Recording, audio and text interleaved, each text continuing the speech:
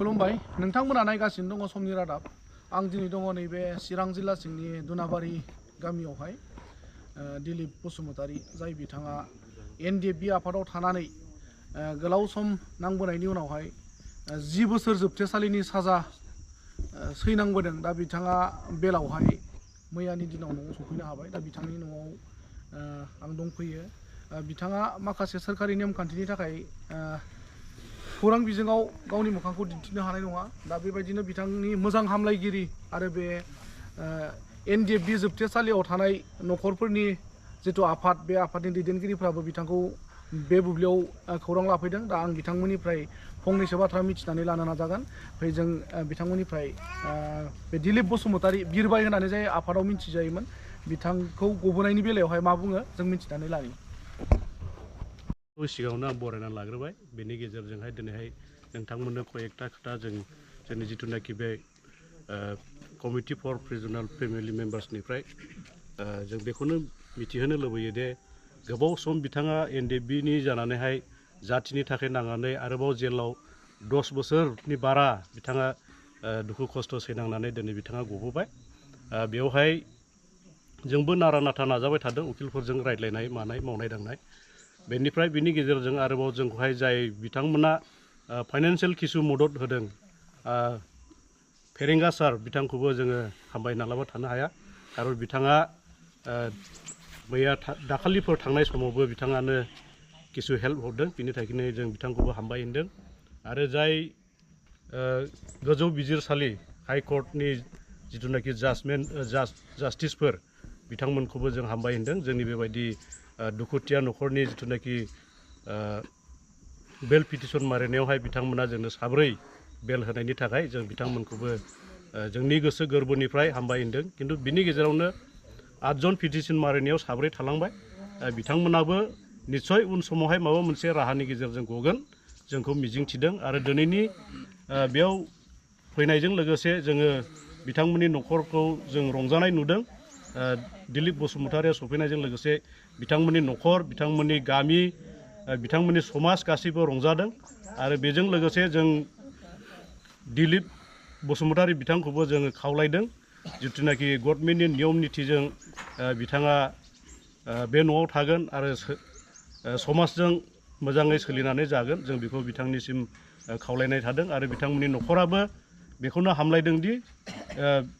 बिथाङा एसेबां अलखदनिफ्राय गबोनायनि थाखाय न'खरनि मानसि गामिनि मानसि साफ्रोमबो रंजानायजों दिनैहाय बरायनानै लादों नि थाखाय माने बेसेबां माबायदि आसा दं उननि बेलायाव जों ओरैनो दाथ' मिजिंथिदों जोङो न'खरनि सोद्रोमाफोर हिसाबै जे मैयाबो जायनाखि गुवाहाटी हाइकर्टनि senior advocate A K. Bhattacharya sir बिथाङा आंजों खनथाम सम स्पेसियेलि आंजों रायलायदों मैया दा निस्सय जाय बिथांमोनहा दासिमबो जोबथेसालियाव जोबजानानै दं बेल मोनथ'वाखै दा बिथांमोनखौबो फारि फारियै ग्रुप वाइसै बेल पिटिसन मारिनो थाखाय बिसोरो ड्राफ्टिं खालामगासिनो दं होननानै आंनि सिगाङाव फोरमायदों आं दिनै साफ्रोम बर' रायजो राजाफोरखौ खावलायनो थाखाय आं लुबैदों जे जाय बिथांमोनहा जोबथेसालियाव दासिमबो जोबजानानै दं एनडिएफबि बिथांमोनखौ बख'नो थाखाय जों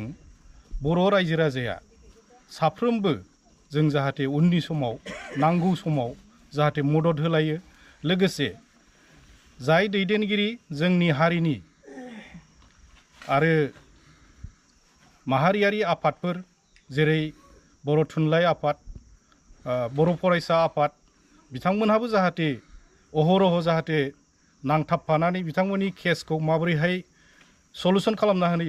होनो हायो माबोरैहाय फोजोबना होनो हायो बेखौ जाहाथे सरकारजों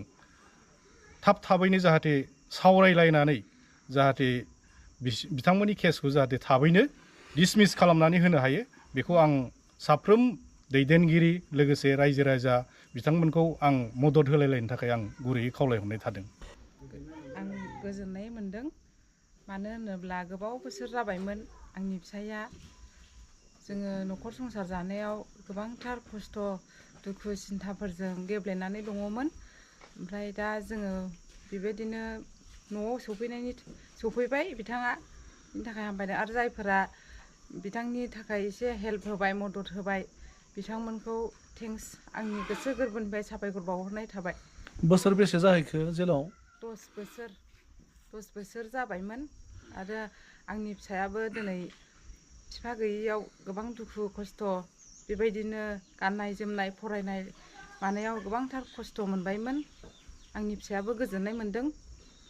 थेंक्स। दिनै गबोनायखाय आरो जों 10 बोसोर नुवाखैमोन फंबायखौ दिनै नुबाय बिराद खुसि जोङो बिराद रंजादों नेनानै दङमोन इसोरा लाबोबाय जोंनाव। नोंथांनि धन्यबाद होयो।